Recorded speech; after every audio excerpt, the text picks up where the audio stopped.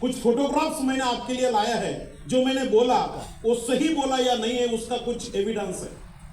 तो ये वो तस्वीर है दोस्तों, जिस दिन मेरा 10वीं कक्षा का रिजल्ट लगा था और खानदान का मैं पहला 10वीं कक्षा उत्तीर्ण होने वाला मेरे गांव का पहला इंसान था।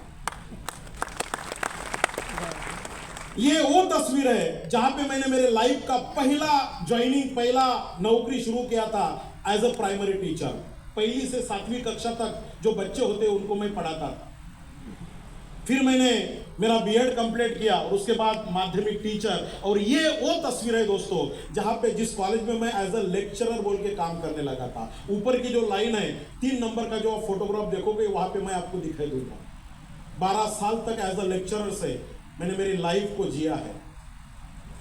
जिस दिन मैंने इस बिजनेस को शुरुआत किया उस दिन जो मैंने पहला होम मीटिंग लिया था मेरे घर में, इन्हीं लोगों को बिठाया था। 21 लोगों का मेरा स्टाफ था। सभी को मेरे घर पे बुलाया, माय लाइफस्टाइल बिजनेस के बारे में 5-10 मिनट में बात किया। इसमें से कुछ भी नहीं जुड़ा। एक बंदे ने बोला, मानिक यादव साहब आपने बिजनेस शुरू किया, कितना कमाया? मैंने बोला अभी तक तो कुछ नहीं कमाया, जब आप आ जाओगे तब मेरी कमाई शुरू हो जाएगी। और ये डायलॉग से सब लोगों ने एक डायलॉग बोलना शुरू किया, पहले आप कमाओ फिर हम लोग जुड़ते। 21 के 21 लोगों ने मुंह पे मुझे ना बोला और मेरे लाइफ का ये पहला ना था दोस्तों, जो मेरे लाइफ में इतने बड़े पैमाने पे मैंने ना सुना। और ये मेरा पहला मीटिंग था दोस्तों। इस बिजनेस में हमें अगर सक्सेसफुल होना है तो 2 प्रकार की एनर्जी काम करेगी। जरा ध्यान से सुनना इस बात। 2 प्रकार की एनर्जी काम करेगी। पहली एनर्जी होती है जो पॉजिटिव एनर्जी होती है। शुरुआत में जब हम बिजनेस लोगों को समझाने की कोशिश करते हैं तो कुछ लोग हाँ हाँ बोलते हैं, वो होती है पॉजिटिव एनर्जी। लेकिन बहुत सारे लोगों को ये पॉजिटिव एनर्जी कम मिलती है, निगेटिव एनर्जी ज्यादा मिलती है। बहुत सारे लोग उनको शुरुआत में नाना बोलते हैं। उस ना बोलने वालों में मैं हूं। बहुत सारे लोग मुझे नाना बोलते हैं। वो निगेटिव एनर्जी लेके ये क्यों ना बोल रहा है, इसलिए इस बिजनेस को करना है, ये निगेटिव एनर्जी लेके मैंने इस बिजनेस को शुरुआत किया था कि ये 21 लोग ना बोला। ये क्यों ना बोला मुझे पता नहीं, लेकिन इन्होंने ना बोला इसलिए मुझे मेरे लाइफ में कुछ पर्पस लेके काम करना है। अगर आपको भी लोग ना बोलते होंगे, आपको भी लोग बोलते होंगे नो, तो उस पर्पस बनाओ कि इस नो को मुझे यस में कन्वर्ट करना है। और ये होती है my dear friend negative energy. Mindset यही करो, जितना ना सुनोगे उतना आपको बेनिफिट होगा। तो मैंने इन लोगों से नेगेटिव एनर्जी लेके इस बिजनेस को शुरुआत किया। ये मेरा कॉलेज था, मैं कल्चरल का प्रमुख हुआ करता था, ऐसे बड़े बड़े प्रोग्राम ऑर्गेनाइज करता था। सन 2006 में कुछ घटनाएं ऐसी घटी मेरे लाइफ में जहां पे फिर मैंने कर्जे में डूबा था, इसलिए कॉलेज में थोड़े से इश्यू आने लगे। उसी दौरान मैंने 1 साल तक मीडिया में काम किया। I was the bureau chief of Maharashtra, Delhi में बैठता था और जैन टेलीविजन, हिंदुस्तान का पहला प्राइवेट न्यूज चैनल, उसमें महाराष्ट्र को रिप्रेजेंट करता था। वहां पे मैंने बहुत सारी चीजें सीखी दोस्तों। नॉर्थ इंडिया में मैं महाराष्ट्र को रिप्रेजेंट करता था जैन टेलीविजन में एज अ महाराष्ट्र का ब्यूरो चीफ। वहां पे पॉलिटिशियंस, सोशल वर्कर्स, इन लोगों को स्टूडियो में जाके इंटरव्यू करता था। तो मीडिया का भी एक्सपीरियंस था। इससे पैसा तो नहीं मिला, लेकिन लाइफ कैसी होती है, दुनियादारी कैसी होती है, वो दुनियादारी मुझे पता चला। फिर वो एक्सपीरियंस लेके कुछ सोशल मूवमेंट में भी मैंने काम किया। लेकिन एक चीज मैं आपके सामने यहां तक की जर्नी में समझाना चाहता हूं, जरा ध्यान से सुनना इस चीज को दोस्तों। फिलॉसफी ये कहती है, रियलाइजेशन ये कहती है, life is fulfilled to many challenges and more struggle.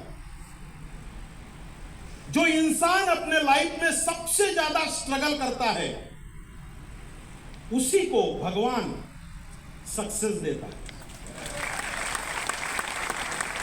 जिसके लाइफ में बड़े बड़े चैलेंज आते हैं, वही इंसान जीवन में सक्सेसफुल बनता है।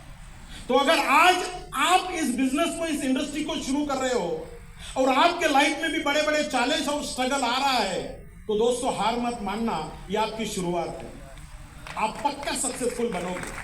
माइंड सेट ये करके रखिए कि मुझे सक्सेसफुल बनना है। जब जमीन पे बीज जाता है तो वो भी स्ट्रगल करके और चैलेंज लेके ही बाहर आता है दोस्तों। जब माँ की कोख से कोई बच्चा जन्म लेता है तो वो माँ भी स्ट्रगल करके और चैलेंज लेके ही बाहर आती है। जब किसी अंडे में से जान बाहर आती है तो वो भी स्ट्रगल करके ही बाहर आती है। Sir no? तो अगर एक डिस्ट्रीब्यूटर को डायमंड बनना है तो सेकंड माइंडसेट ये करना है कि मुझे भी मेरे जीवन में, मेरे लाइफ में बहुत सारा संघर्ष और बहुत सारे चैलेंज को फेस करना पड़ेगा। ऐसे इतने आसानी से पॉसिबल नहीं है माय डियर। जैसे मैंने आपको बोला, मेरे लाइफ में भी जो दो बड़े संघर्ष थे, और जब संघर्ष और चैलेंज आता है तब सक्सेस पक्का होता है। तो रिच पीपल की एक मेंटेलिटी होती है, रिच पीपल थिंक बोथ। मुझे चैलेंज और स्ट्रगल के साथ साथ सक्सेस चाहिए। मुझे रेडीमेड कुछ नहीं चाहिए, मुझे रेडीमेड कुछ नहीं चाहिए, मुझे काम का पैसा चाहिए, काम की अचीवमेंट चाहिए। तो अगर आप रिच बनना चाहते हो, सक्सेस बनना चाहते हो, तो ये दोनों चीजों का बैलेंस बना के रखना जरूरी है। और कुछ लोग इस बिजनेस में फेल होते हैं, उसका जो बहुत बड़ा रीजन है, पुअर पीपल थिंक आइदर और। वो ऑप्शन के साथ चलता है, एक ही चाहिए, या तो मैं संघर्ष करूंगा, नहीं तो मुझे सक्सेस चाहिए। तो दोनों के साथ जो काम करेगा वही बंदा, वही इंसान इस बिजनेस में सक्सेसफुल बन सकता है माय डियर फ्रेंड। जैसे कि मैंने बोला, 15 अगस्त के दिन मैंने शादी किया 2006 में। I started my marriage life. और ये मेरे कॉलेज की तस्वीर है। ये जो स्टोरी है दोस्तों, जो मैंने बोला था कि मैं 15 अगस्त के दिन ही शादी करूंगा, तो ये 15 अगस्त की कुछ तस्वीरें हैं। हिंदुस्तान का पहला ये मेरा शादी था, जो 15 अगस्त के दिन वंदे मातरम और राष्ट्रगान से शुरू हुआ था। ये मेरी माँ पिताजी थे, और मेरे कॉलेज में ये प्रोग्राम हुआ था दोस्तों, जहां पे मैं बच्चों को पढ़ाता था। छोटी सी झलक, वाइस प्लीज।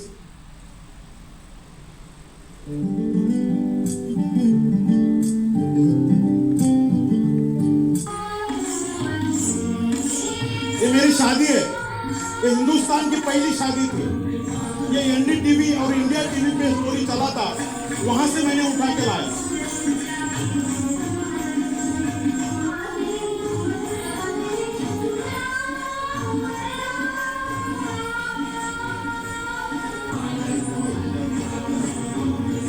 ये दूल्हा है और वो दुल्हन है। ऐसी शादी कभी अपने लाइफ में देखी नहीं होगी।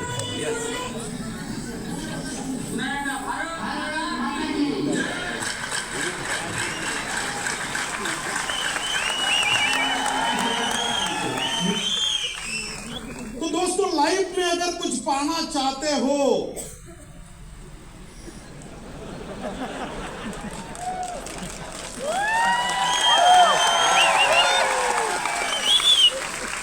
तो लोगों से कुछ हटकर किया करो। माय लाइफ भी करना है ना, तो हटकर करना है। जो किसी ने अभी तक किया नहीं वो करना है, तभी तो इतिहास रचा जाएगा। पागल तो बनना पड़ेगा।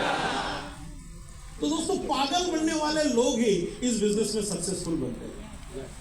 तो पहला माइंड सेट करो कि मुझे दुनिया से कुछ अलग करना है, तभी मेरा नाम गूंजेगा, तभी मेरा काम गूंजेगा।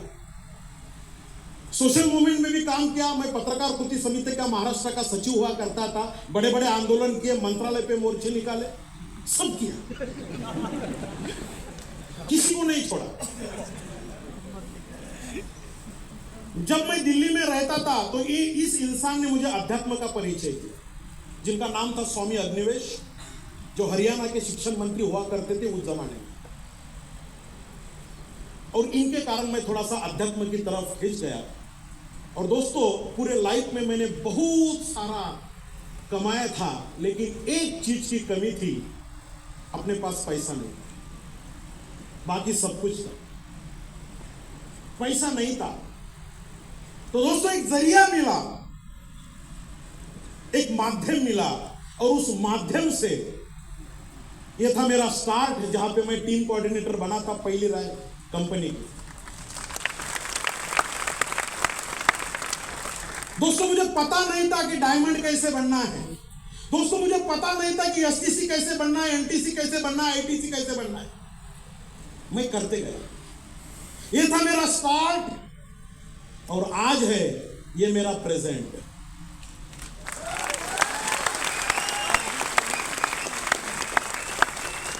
एक मोटरसाइकिल से बिजनेस को शुरू किया था, आज ऑडी तक का सफर कंप्लीट हुआ है। और दोस्तों ये तो शुरुआत है। अभी जो हमारे COO साहब ने जो प्रेजेंटेशन आपके सामने रखा कि लास्ट 10 साल में माई लाइफ मैनेजमेंट ने क्या किया, और आने वाले 100 साल में आज हमारा नेक्स्ट जनरेशन भी इधर बैठा हुआ है। तो आने वाले 100 साल में माय लाइफस्टाइल क्या करने वाली है, इसका अगर आप विचार करोगे तो मैं ये मानता हूं अभी तो पार्टी शुरू हुई है। अभी तो सिर्फ ये 10 साल का छोटा सा बच्चा है। जब ये बच्चा 25 साल का, 30 साल का, 50 साल का हो जाएगा, तो इस ऑडिटोरियम में आज बैठा हुआ हर एक इंसान डायमंड बनेगा, डायमंड। और ये मान लो दोस्तों, हमारा जन्म ही डायमंड बनने के लिए हुआ है। क्या मैं सही हूं? और जब तक डायमंड नहीं बनूंगा, साला छोड़ूंगा चाहे कितनी भी कठिनाइयां, कितने भी प्रॉब्लम्स, कितने भी अड़चन आई, नहीं छोड़ूंगा। मेरे लाइफ में भी बहुत सारे अड़चन आए।